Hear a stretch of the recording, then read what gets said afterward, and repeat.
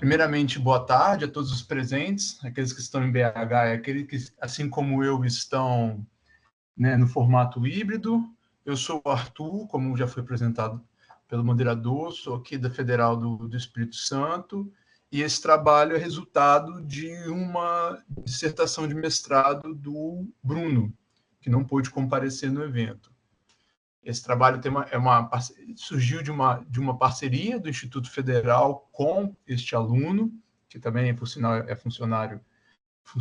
de lá, e o que indagou ele, né, pelo título já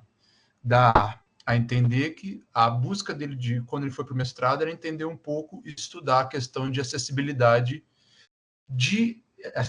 à educação. E, no caso, relacionando o uso de tecnologias, porque passou pelo período de utilizar várias novas tecnologias, principalmente quando houve o crescimento do EAD durante o pós-pandemia, e a partir disso esse artigo busca entender como que o apoio institucional da instituição de ensino influencia esses estudantes continuarem utilizando tecnologias híbridas, mesmo que o curso dele não seja híbrido. E quanto que isto é condicionado ao local em que ele mora. Se ele mora numa região mais urbanizada ou se ele mora mais numa região rural ou de interior de estado.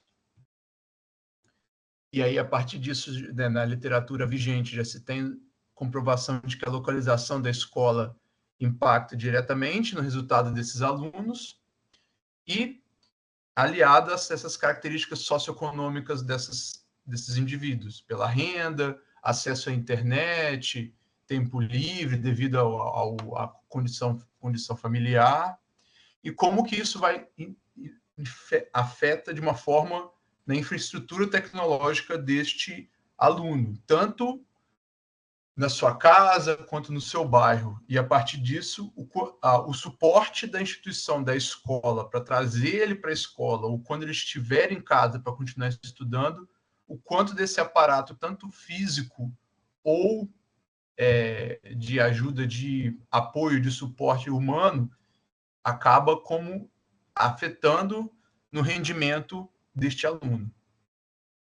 E aí a gente traz toda essa discussão baseada em modelos de aceitação de tecnologia, né? As versões mais clássicas, desde final dos anos 90, final dos anos 80, início dos 90 com Davis, e passando pelo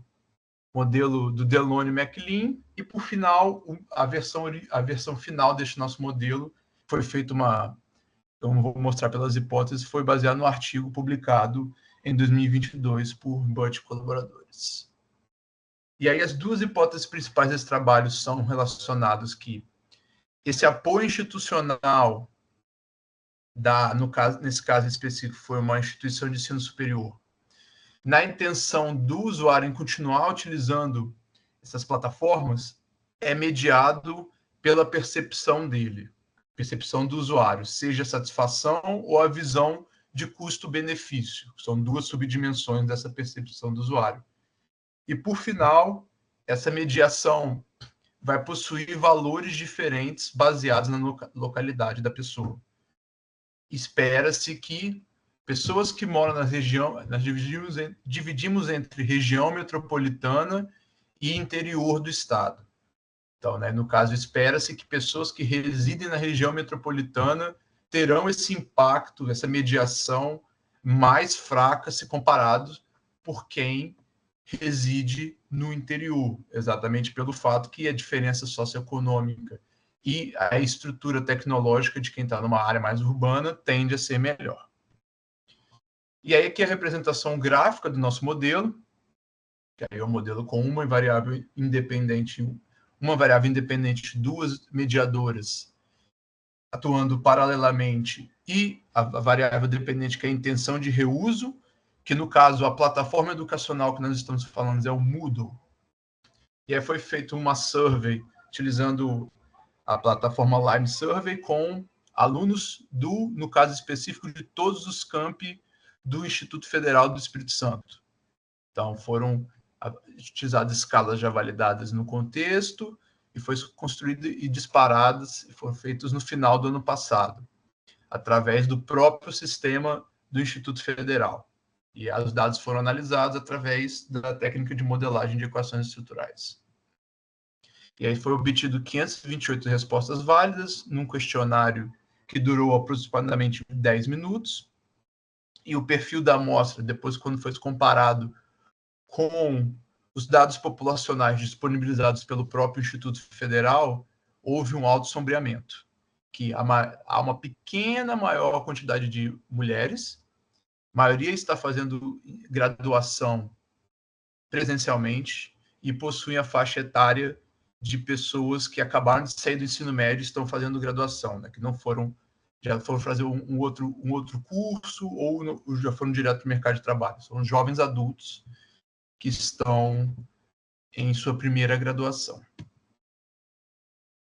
A questão, passando para análise, foi relatado que o modelo de mensuração passou por todos os testes necessários de validade e confiabilidade. O poder explicativo desse modelo foi em torno de 2/3, né, de todo o fenômeno, de entender a intenção de reuso do Moodle. 2/3 foi explicado por esse nosso simples modelo.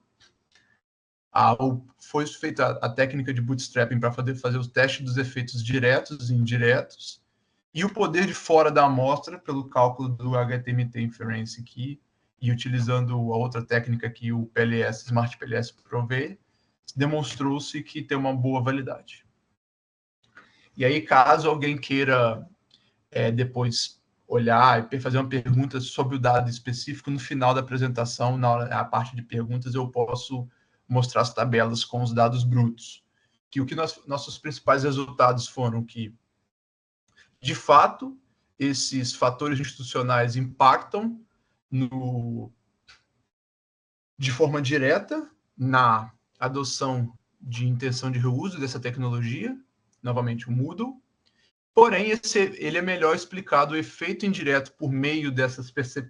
percepção do próprio aluno é mais forte. Então, a nossa primeira hipótese de mediação simples,